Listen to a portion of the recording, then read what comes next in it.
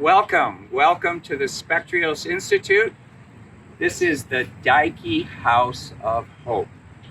In just a bit, I'm going to be taking you inside, downstairs to our Access Technology Department, and you're going to get the opportunity to meet a dynamo, Katrina Stratton, a terrific occupational therapist. We've been asked just to briefly talk about our excitement about access technology. In a few words, I'll just say that it is a paradigm shift. It is opening up opportunities. It helps our students be competitive in the classroom. It's creating jobs, saving jobs. It's helping people in retirement. And I think it's something that all of us need to be more aware of.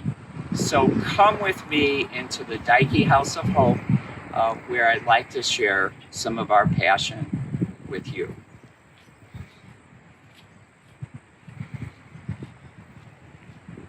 Aren't we lucky that we got a Site First 2 grant? Woo! It's a beautiful space. That helped us get over the top to really have a very active center where everyone that passes through here, and over 35 years now, we've had over 40,000 visits. And wouldn't you say that the paradigm shift in the low vision or vision rehabilitation field is access technology or adaptive technology or whatever however you want to say it. However you want to say it. Yes. So first of all, why don't we talk about this paradigm shift? For many years, they've had electronic devices, the CCTVs, the closed circuit televisions, and some of them have been these big TV screens. True. But they've gotten to be the technology, the clarity, the contrast, the bells and whistles have changed. Agreed. And they're getting to be more lightweight, more portable, and I think more accessible for any generation to really use. And I think what's important is, wouldn't you agree that when we work with people with vision loss, we've got to be consumer driven. We've got to listen to what their activities of daily living are. That's what you've taught me. That's what the OTs, and it's so true. If you are consumer driven, you have to sit down and say, what are the activities of daily living that are most challenging? Are they at distance, arm's length, or near? And what do you have in your toolbox that can help you meet that challenge so you can actually be more independent? And I think, do you have the right ergonomics? Sure. And do we apply contrast and magnification? So let's talk about CCTVs. I know you've got this one fired up with my friends at the Wheaton Lions Club. Yes. So what do you have to say about this model here? Yeah, so just like you were saying, closed circuit televisions, desktop digital magnifiers have been around a long time, potentially longer than I've been alive. But nowadays they're making these devices that meet sort of two of the distances that you were just talking about, the near and then the far.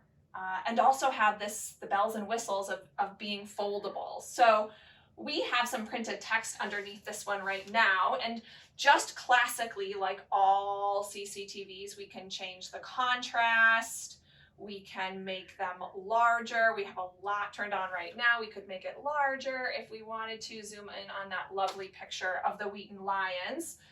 But the way that this device is different is that it can fold down. So we were talking a little bit about portability, and one of the things that is really common for all of the major companies that are making CCTVs, desktop digital magnifiers nowadays, is they're making a version that can fold.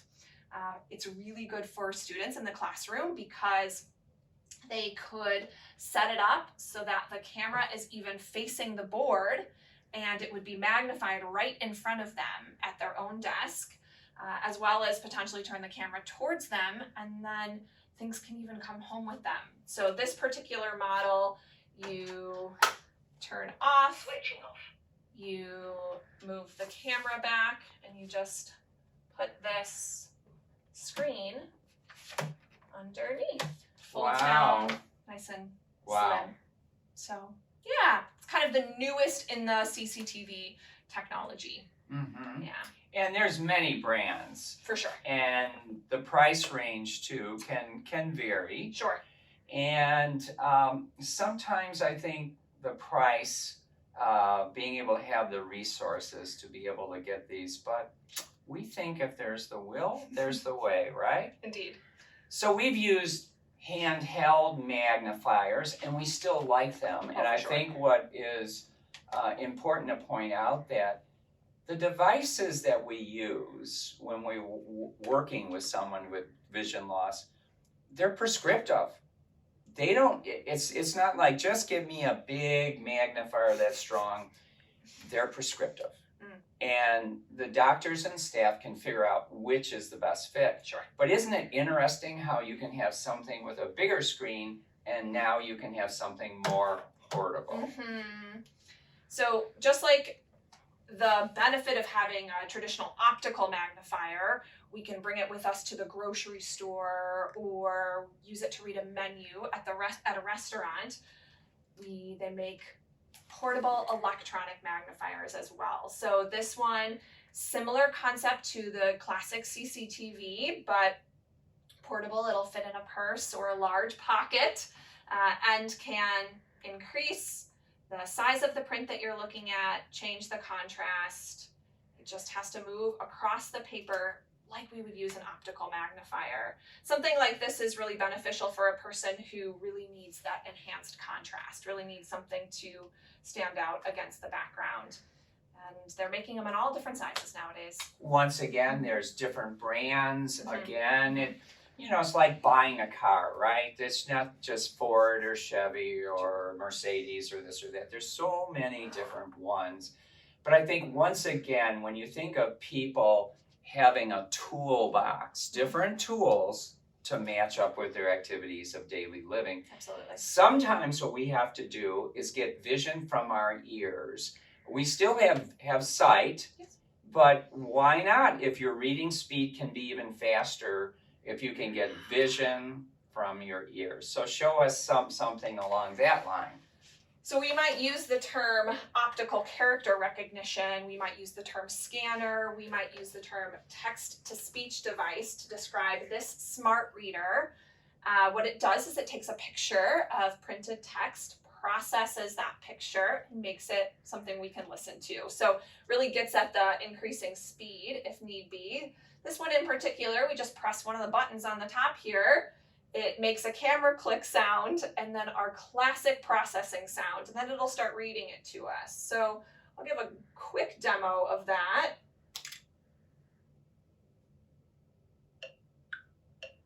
Processing. Perhaps you can't hear that, but if you can't, it said processing. It's making sort of a ticking noise. Since 1986, the Wheat Lions have been supporting the Spectrius mission. They have been by our side as we built our new house, actively participated at Seeing is Believing. So you can probably tell that the speech is quite quick. And like Dr. Williams was saying, that the benefit of something like this is that it increases the speed with which we can read, helps keep people competitive in the workplace, in the classroom, in their retirement. Yeah. All right. Wow. But there's more gee whiz stuff, right? Sure. How about where they're beginning to blend artificial intelligence with electronics? Do you have a pair of glasses there you want to show us? I do. This is sort of the classic, not classic, but this device is called the Orcam. It attaches to a pair of glasses. So this one doesn't have any script in it, but this little camera sits right on the edge here and can do what the Smart Reader does, but it's more portable. It travels with you. So it can take printed text, make it speech. Again, it can do something as fancy as tell me what time it is if I wake it up. So if I lift my wrist up, it should should tell me what time it is. It is 12:39 right now. That is fantastic. So this device also can do color identification. It does person identification if you preload images into it, and it's portable. It travels with you. It's small, and that's really kind of a beautiful thing. And there's so many other ones, like for example, Jordy, Iris Vision, eSight, and you know, it's like one technology builds over the top, but it's going in the right direction, I think. Agreed. Wow, isn't that exciting? But what about just a regular old phone, a smartphone? Yeah, so I was telling Dr. Williams, earlier today about how nowadays, even on our phones, we have all kinds of available technology for us. You can put low vision or vision rehabilitation apps on Android phones, on smartphones, on iPhones. One of kind of the most famous and has been around a little bit is called Seeing AI. AI standing for artificial intelligence, and it can do some of what this Orcam can do that I'm wearing right now, like read printed text and do color identification. Or for instance, kind of a newer trend in apps is something like called Be My Eyes. And what Be My Eyes does is it connects people with vision loss, low vision people, to a sighted volunteer who's been background checked and trained to use their sight to assist someone with vision loss in everyday activities available 24 hours a day. And there's such simple things like a torch light. I mean, every time you increase contrast, you decrease your need for magnification. Yes. And what about taking a picture of something? Like I'm looking at the arrival and departure board. I can't see it. Wait a minute. Click, sit down, boom, boom, boom. So Yes. There's so many things. And this is why a comprehensive low vision evaluation must have these components. It has the doctors working up that low vision individual rehab plan, and then coming up with any prescriptive devices, but working with their brilliant occupational therapists, rehab teachers, and being able to get the training, get the ergonomics, and keeping maybe the low vision doctor on the right path if they're off the path. And how about then an orientation specifically to access technology? And along that trail, if there's some issues with coping strategies, you must work on the head, the heart, and the eyes. Is there any final things that you'd like to say, Katrina? No, I think that we did a nice, quick kind of overview for our lions, and I think that we couldn't agree more that it's the head, heart, and the eyes approach. Well, we want to say so long to all of our friends in India. So go Lions in India, and we sure hope that you feel our energy and enthusiasm to work with children and adults with vision loss. Their potential is great. Please don't let them be defined by their vision loss, only their head and heart. And remember this one, they should all belong to the Little Locomotive Club. And you remember what the Little Locomotive said? I think I can. Bye-bye.